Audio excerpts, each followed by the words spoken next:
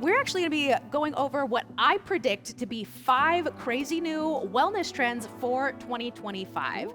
Now, before we get started, I wanted to ask you guys to like this video and subscribe. We are a new show and we need your help getting the word out there. So any type of engagement helps us out. So like this video, subscribe for any future videos, and comment during this segment if you would try any of these wellness trends. And hosts, I want to hear from you after each one if it's something you'd try or if you just think it's a gimmick. Okay. So the first wellness trend that I predict for 2025 is AI personalized health plans.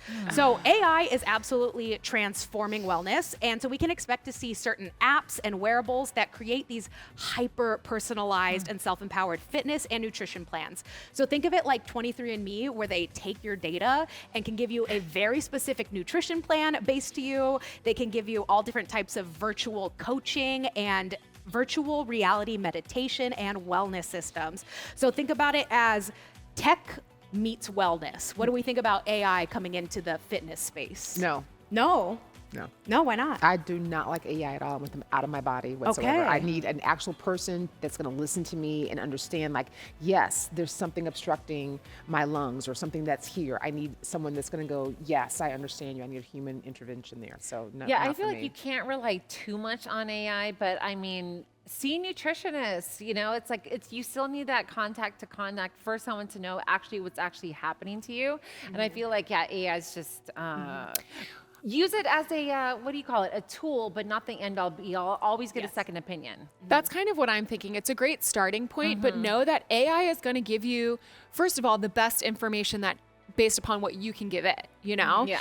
And also it's giving you information based upon like algorithms too, I imagine. So these are averages of all people, but not all of us are average. So it may not always work, but it's a good starting place, I think. And let me also say this, a lot of our AI models are built on the things that we have fed it. So we have fed it some socialization, some racism, some elitism. So it has all of those things and characteristics built into them. So we already have those problems in our medical field. Do we need another computer saying, you know what, I think that this person fits in this box here, we're going to feed it this way or treat it that way? No. That's my opinion. Yep. And if you are like Cammie, we're a little bit wary of some of the tech. The next wellness prediction for 2025 goes the opposite direction, and that is nature-focused wellness. So as our lives get more digital, people are craving more time outdoors and focusing on this, quote, digital detox. So ecotherapy is going to be a new trend where they use nature as a form of healing in 2025. So things like forest bathing, beach meditation, and gardening groups we can expect to see horizon, because Yes, please. any type of, and also wellness travel programs that are designed to be transformational paths and bringing mindfulness practices in nature will be a trend for this year. So you vote yes on that one? Yes, yes. Yes, definitely here for that one. And we're getting back to human and human connection, which is also so healthy instead of just relying on a computer. Yeah, I love the idea of gardening groups. I wrote that down right next to my skill or hobby of learning how to woodwork. I love that. Oh, Yes. that's So great. another resolution is try ecotherapy, but maybe also incorporate some tech, because again, we can expect to see a lot of tech next year in the form of touchless treatments. So get this.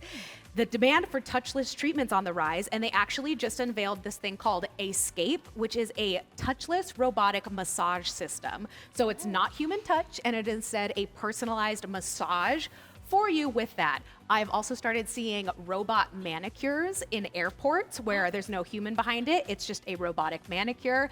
And there's going to be a lot more robotics incorporated into some wellness trends. So you guys are making some faces. Is the technology going a little too far for you? I just don't understand why we have to get so far away from human interaction. know. I mean, that's a beautiful thing. The thought And about human I touching just you spent and the warmth. $3,000 on a mattress bed that has like, what do you call it? You push a button and it's supposed to massage you.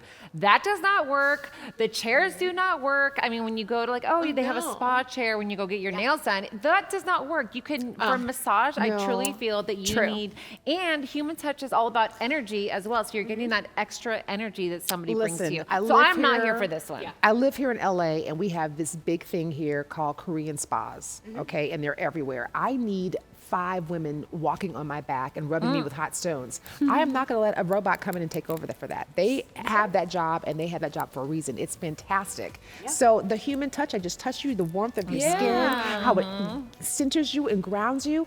I need that from humans, not a robot. They can maybe make me some coffee or some pancakes, but when you touch me, I need you to touch me. So here's an alternative perspective, because I don't mind the touchless services that they're going to have out there.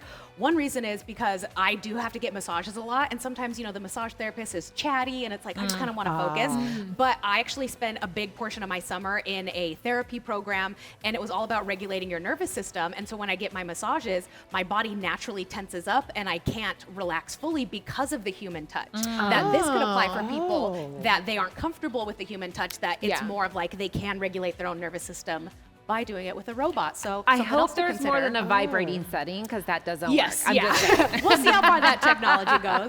Is there a vibrating setting? Well, there might be. There might be. The next wellness prediction is going to be more focused on the gut and the gut-brain connection. So the gut has been a big trend this year, but we can expect to see more in the form of probiotics, prebiotics, kefir, kimchi, things that really help. Kombucha, yes, because the gut is home to millions of microbiomes, but it actually does incorporate into your mood regulation, your immune system, and some cognitive health. So your gut is getting a lot more important. So expect to see a rise of supplements and foods that are more gut related.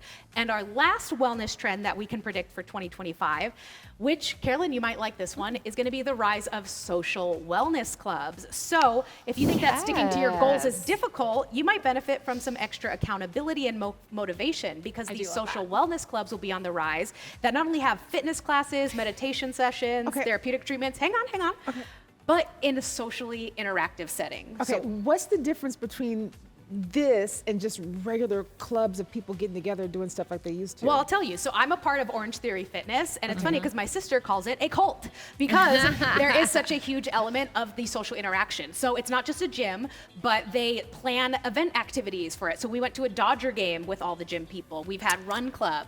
We also like have boards where we celebrate people's birthdays during classes, and they're texting you and like trying to organize events. So then after a while, you make these friends, and I have friends that text me if I haven't been to the gym in a week and are like, hey, where have you been? Health becomes a community focus instead of just an individual focus. Exactly. And it's keeping the accountability, which the app, it doesn't feel the same if, you know, you have Siri telling you stuff versus an actual friend that cares about you. So if you've got 5 people waiting for you to walk at the park on your social club, they're waiting for you to be at the park. You're going to get yourself in gear. Definitely. And we can expect to see a rise in actual physical places where they're going to have more lounges in their gym. They're going to have more spaces for you to just hang out. So think of it, you have your workout equipment, you go to the shower, but then there's a whole area with games, drinks, beer on tap. It's like Burt Williams, but with machines. I'm totally here for that one. I love that. I tell you, many years ago, I used to be at a gym with my mom, and they had a separate lounge area with the television and magazines and whatever, and you could take them to the sauna. And sometimes we didn't work out because we were just so stressed from the day. We needed a place just to decompress.